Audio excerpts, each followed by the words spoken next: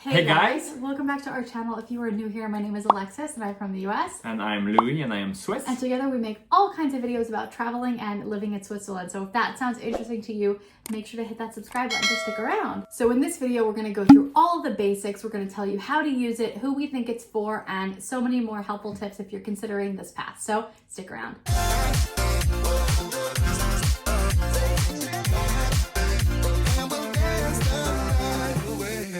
So before we get into our first category, the basics, if you are watching this video, that means you are planning a trip to Switzerland, which is so exciting.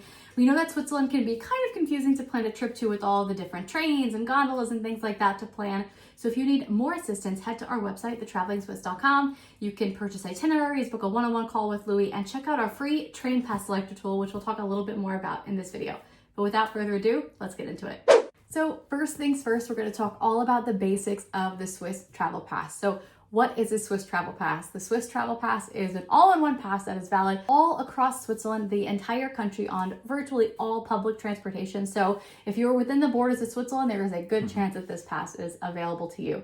We'll have the map on the screen with the validity, but this pass includes all of the trains, boats, local transit in different cities, so buses, trams, things like that. And it includes many different mountain gondolas as well. And if not, you have a discount, but we'll talk more about that later. But if you're within Switzerland, this pass will be a great value for you, particularly if you're traveling around. In terms of pricing, the pass is sold in increments from 3 to 15 days, with the 3-day pass being 244 francs and the 15-day pass being 459 francs. So as you purchase more days, the price per day goes down quite a bit. Those are the costs in second class. First class is quite a bit more expensive. To give you some frame of reference, a ticket from Geneva to Zurich can be about 80 francs if you don't have any discount. So if you're traveling around the country quite a bit, this pass can make up its value rather quickly. There are multiple different options of passes you can get when looking into it. So before we go into that, if you are confused at all in this video, I do want to direct you to our website. We have a free Train Pass Selector tool where you can fill out a form that we have created, and we can help you select and make recommendations for the pass that will be best for you. But just to give you some information about what your options are, because we won't tell you whether or not to buy second or first class and things like that. That's up to you. In Swiss Travel Pass, you have the option of second or first class.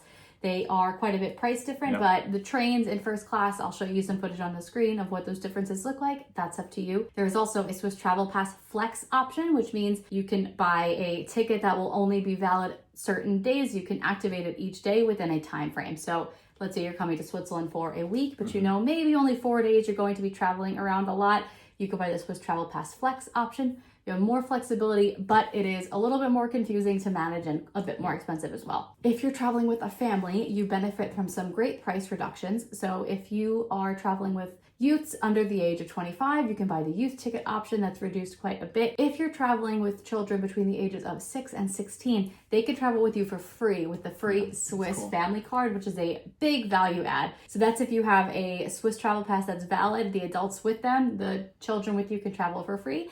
And children under 6 anyway in Switzerland are free regardless of the situation. So we get asked a lot about how and when to buy the Swiss Travel Pass. It doesn't matter when you buy it, the price is locked, it doesn't sell out, it is kind of infinitely available, but we do recommend buying it a little bit in advance of your trip so you can have the QR code, play around with it, and make sure maybe you're comfortable with what you're going to receive and just make sure everything's okay. But you can do that a few days before you leave. It doesn't need to be booked months and months in advance.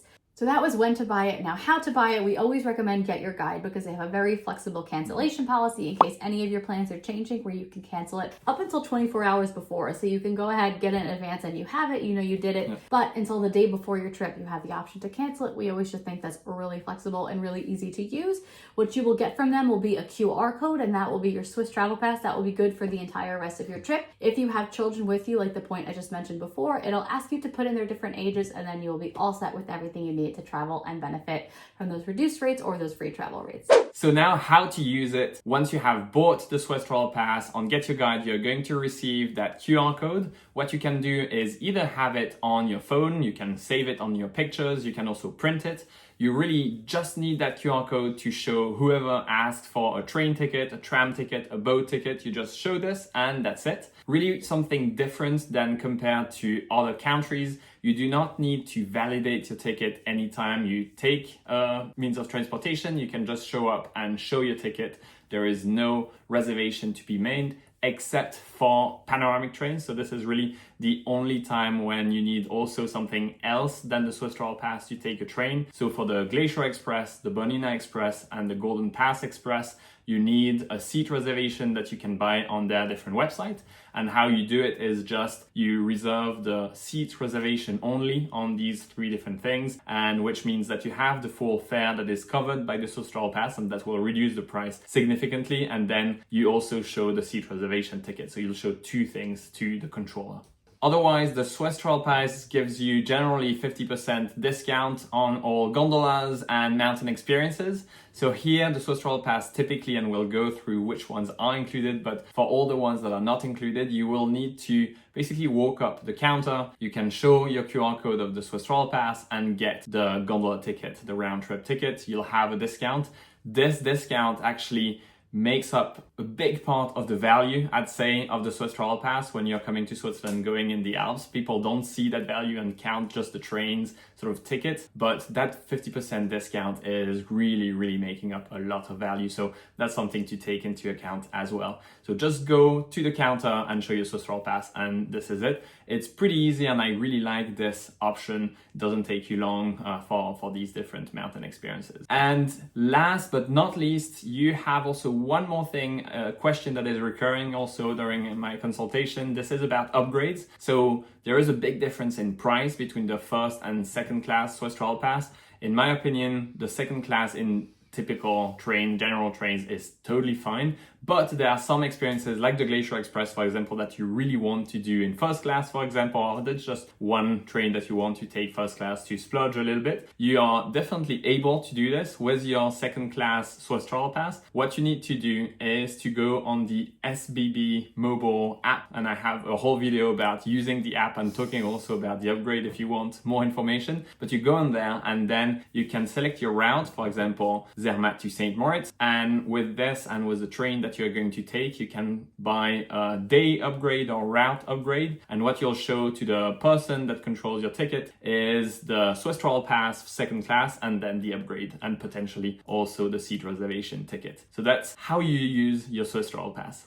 So that was the basics, and now a little bit more on what it covers. So I alluded to the fact that this kind of covers everything within Switzerland, all those trains, trams, buses, things like that, but more specifically on some of the experiences that it does cover. So those panoramic trains, which are really expensive tickets if you're just looking at the price of it. So the Glacier Express, which is an 8-hour train all the way from Zermatt to St. Moritz, that's included. The Bernina Express is included. The Golden Pass Express is included. These are all included at 100%. You do, however, need to pay for a seat reservation fee on those trains, but I don't want that to confuse you. In Switzerland, you don't need seat reservations outside of that. So it'll be the only time you're really required to reserve a seat or on those panoramic trains and nowhere else. All the boats in Switzerland this covers. So if you want to take a beautiful panoramic boat, sometimes they're on these historic old steamboats from kind of the 1930s. You could take these boats on Lake Brienz and Lake Thun, on Lake Lucerne, on Lake Geneva, and all of these beautiful destinations. And that's an activity in and of itself. And those boats are 100% included in the Swiss Travel Pass as well. We find a lot of value in that, particularly because those boats also can be really expensive. It could be, $50 or more for a boat ride, depending on how long it is. And that's included in the Swiss Travel Pass as well. So many of the mountains are unfortunately not covered 100% pass with the Swiss Travel Pass. There will be a discount. We'll talk more about that, I think, in further sections. But the ones that are covered, which you should certainly take advantage of, are the Rigi, that's outside of Lucerne. That's a beautiful mountain. I think it's called the Queen of the Alps, something like that. It's very beautiful. There's the Stoss, which maybe you've seen on Instagram. We've done content about it. It goes almost kind of vertical up the mountain. It's a very interesting experience. And there's a beautiful ridge hike on the Stoss as well. Also around Lucerne, you have the Stanzerhorn Mountain. You can eat there in the evening for like a beautiful romantic dinner. And there's also the Uetliberg, which is a local kind of small mountain, which is in Zurich, if you're in Zurich, kind of flying in or out of. So those mountains are all covered 100%. So another tangible benefit of this pass, which can help improve its value, I think, really quickly, is that it covers over 500 castles and mountains and different experiences in Switzerland. The first one that comes to mind is the Chateau Chillon on Lake Geneva. This is right outside of Montreux, and this is the beautiful medieval castle that inspired The Little Mermaid. If you're in Zurich, the Landesmuseum is covered. That's about Swiss history. That's a really nice museum. The Matterhorn Museum is covered in Zermatt. The Olympic Museum is covered in Lausanne, which is really nice. The Maison Gruyere is covered in Gruyere. This is a cheese factory tour, which I think is really lovely. So a lot of experiences that I think are very popular with tours that you might be considering anyway. So this can kind of just help save your ticket. So to use it there, you kind of just show your Swiss Travel Pass and your admission will be free at the counter. So that's what it covers. Almost importantly is, I think, what it doesn't cover fully. And outside of those special mountains I just mentioned that are covered, you can assume all of the other mountains that you want to visit are not covered at 100%. However, the 50% value, I think, is a huge benefit of the pass because those tickets can be in the hundreds of francs sometimes. So the mountains will be covered up to 50%. So some big ones that you want to visit, like the Grindelwald Fürst or the Pilatus or the Gornergrat, you'll get big discounts on those tickets. The Jungfraujoch, you'll have discounted tickets. So you will get discounts on some of those really big ticket items. So don't discount the value of the Swiss Travel Pass there, because if it's discounting something from 200 to 100, that's a huge savings that can make up the difference in the ticket. So any gondola, mountain funicular, train that I didn't cover, I can list off some ones kind of quickly that you might be interested in. The Grindelwald Fürst, the Schilthorn, the Jungfraujoch, the Männlichen, the Harderkulm, the Gornergrat, the Matterhorn Glacier Paradise. All of those kind of mountain trains are not going to be covered at 100%. So if it isn't the Stranzerhorn, Rigi, Stoss, Uetliberg, anything else won't be covered at 100%, but huge value in those discounts, so definitely don't discount it.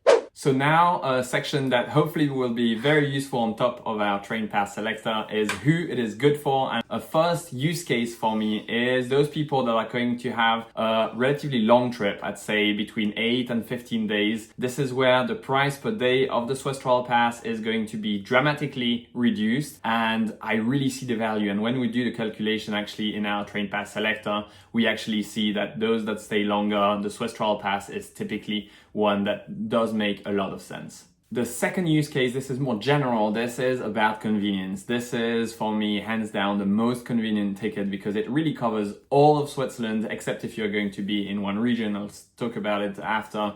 It's going to be useful to not have to think about getting bus tickets, train tickets, etc. And having your Swiss Travel Pass already sort of active, because this is active all the time, 24/7. This is really useful, convenient. You don't need to think about it. Peace of mind. I think the Swiss Travel Pass is a great one for it. Another use case that I sort of discovered, I think, from our last video is also for people that have the plan to do multiple day trips from a base. So you are going to be in Zurich, for example, and want to go to Bern, to Grünewald, to Lucerne, etc. This means that you have to do a round trip every time, and these round trips can add up as well, except if you are going to be very close to your base. And this is also, I think, something pretty useful rather than going in a place and then being just close to your base for all your activities. Doing a lot of day trips can be done in Switzerland. The Swiss public transport system is pretty easy to use, and that can be another good use case. Another use case is for families and youth.